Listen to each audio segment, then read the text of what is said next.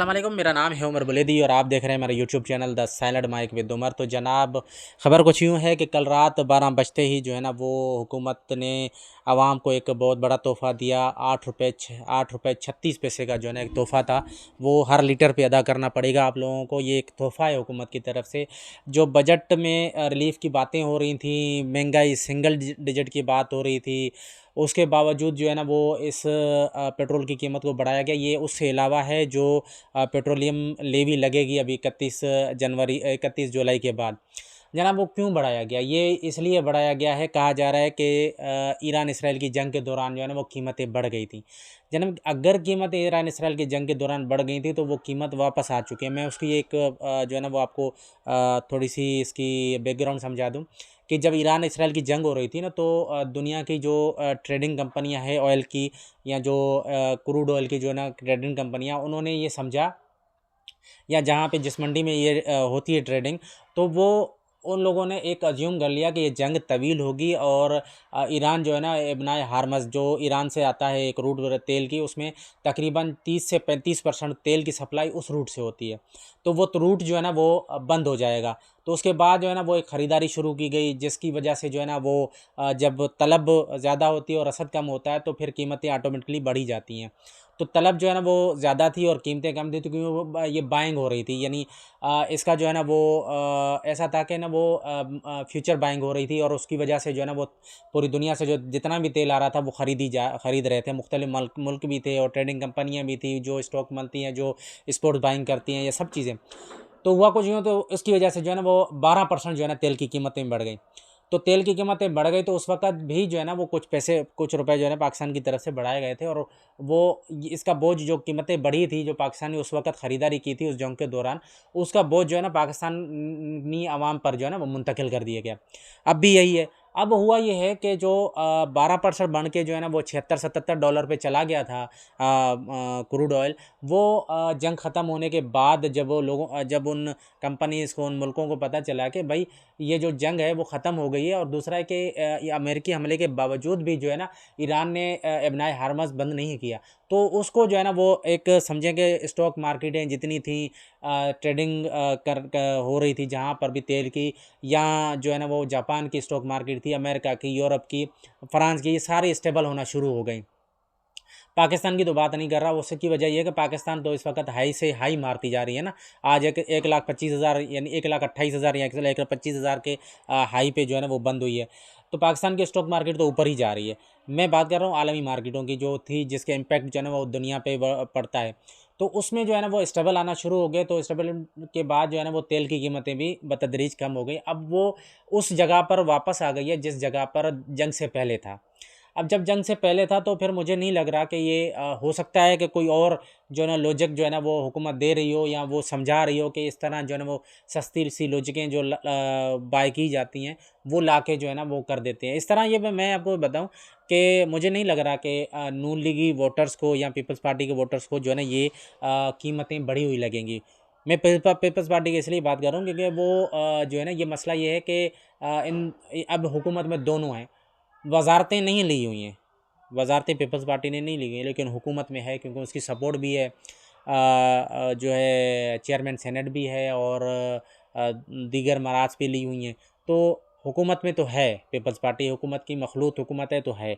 अब 18वीं तरम जो ये मखसूस नशस्तों के बाद क्या होता है क्या नहीं होता है वो अलग से बात है, वो मैं इस पर अगला व्लॉग करूँगा। लेकिन इसके बाद जो है ना ये पेट्रोल की कीमतें जो बढ़ी हैं, ये समझें कि ये इम्पैक्ट देंगी। वो जो सिंगल डिजिट का जो एक हुकूमत बार बार अपनी जो है ना वो कारकर्दगी दिखा रही थी कि सिंगल डिजिट में आ गया है जो फिगर्स जो है ना वो महंगाई के, लेकिन महंगाई के फिगर्स आने के बावजूद भी वो कीमतें जो दिख रही हैं ना वो उतनी नहीं है। वो आप जो 37,000 रुपये बेसिक सैलरी आपने लगा दी है, 37,000 में मुझे नहीं लगता कि एक बंदा जो है ना वो अपने बच्चों के साथ किस तरह गुजारा कर रहा होगा। लाज़मी वो जो है ना वो एक ज़िंदगी बमुश्किल गुजारा कर रहा होगा। 37,000 में मुझे नहीं लगता कि कोई अफ़सर जितना भी है, अफ़सरशाही है या हुक्मरान तबका है, इनमें से कोई भी एक बंदा बैठकर बजट बना कर दे दे कि वो सिर्फ़ सब्ज़ी, तरकारी, सब्ज़ी और चावल के अलावा सिर्फ़ सब्ज़ी और दाल का हिसाब बराबर करके दे दे। घर का किराया जो है ना वो किराए का मकान जो होगा उसकी भी किराया निकाल कर और फिर ये बजट बना कर दे दें। इसमें वो चीज़ें शामिल नहीं करें, मैं उसको मना कर दूंगा। जो भी ये बजट बनाएगा, जो भी अफसर, उसको मैं बोलूँगा कि सिर्फ़ और सिर्फ सब्ज़ी और किराए के मकान। अब इसमें स्कूल नहीं शामिल करें, स्कूल की वर्दियाँ नहीं शामिल करें, स्कूल के जो खराजात हैं वो शामिल नहीं करें, क्योंकि सरकारी स्कूल तो पाकिस्तान में क्या के हालात तो वो मुझे पता है, आपको सबको पता है कि आपके भी बच्चे प्राइवेट स्कूलों में पढ़ते हैं, मेरे भी बच्चे प्राइवेट स्कूलों में पढ़ते हैं। वो कुछ अच्छों में पढ़ रहे होंगे, कुछ बुरे में पढ़ रहे होंगे, कुछ बहरहाल पढ़ प्राइवेट मिल रहे हैं। तो ये जो बजट बनाया जाएगा ना घर का, 2 मियाँ बीवी और 2 बच्चों यानी 4 अफराद का, तो मैं उसको सलाम करूँगा कि वो जो है ना दोनों हाथों से खड़े होकर दोनों हाथों से सलाम करूँगा कि भाई आपने ये 37,000 रुपये मैंने जो है ना किस तरह बजट बनाया है वो ये बनाया। इसमें कपड़े वो मैंने बताया ना स्कूल के अखराजात शामिल नहीं किए हैं। इसमें ईद आएगी वो भी शामिल नहीं करेंगे हम। उसमें शादी बारात आएगी वो भी शामिल नहीं करेंगे। कुछ भी हो वो शामिल नहीं करें। सिर्फ 37,000 में आपने एक खाने का बंदोबस्त करना है और उसमें जो है ना आपने घर का किराए का बंदोबस्त करना है।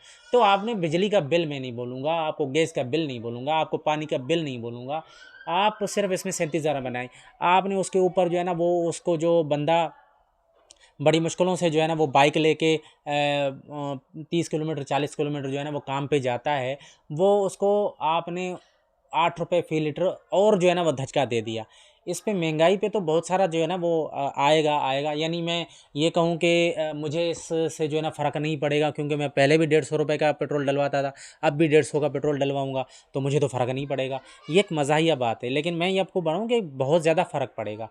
फ़र्क पड़ेगा, चाहे वो किस हिसाब से पड़े, उनको नहीं पड़ेगा जिनको जो है ना वो हज़ार लीटर 2-2 हज़ार लीटर जो है ना वो फ्री के मिलते हैं, उनको तो कतई नहीं पड़ेगा। या उनकी जो प्रोटोकॉल की गाड़ियाँ उसके साथ चलती हैं, उनको कतई नहीं पड़ेगा। मैं अब भी बता रहा हूँ कि उनको कतई नहीं पड़ेगा कि 8 रुपये बढ़े 1800 रुपये बढ़े, उनको नहीं पड़ेगा। लेकिन ये उस बंदे को ज़रूर फ़र्क पड़ेगा जो 2 लीटर डलवाता है पेट्रोल के और अपने मंज़िल मकसूद तक पहुंचता है, काम करता है, फिर वहां से वापस आता है। तो उसके लिए लाजमी फ़र्क पड़ेगा ये इसकी पेट्रोल की कीमतों का। बाकी रही बात तो जो हुकूमती दावे हों कि किस वजह से बढ़ाए हैं, किस वजह से जो है ना अखराजात बढ़ गए हैं। हुकूमती अखराजात तो मुझे लग रहा है कि इसी पेट्रोल की ही उसमें मद में बढ़ते हैं। आप किसी भी जो है ना मुल्क में चलें, हमें जो है ना कंपैरिजन करा के बता दिया जाता है कि फ़लाँ मुल्क में तो जो है ना वो पाकिस्तान से बहुत ज़्यादा है कीमत।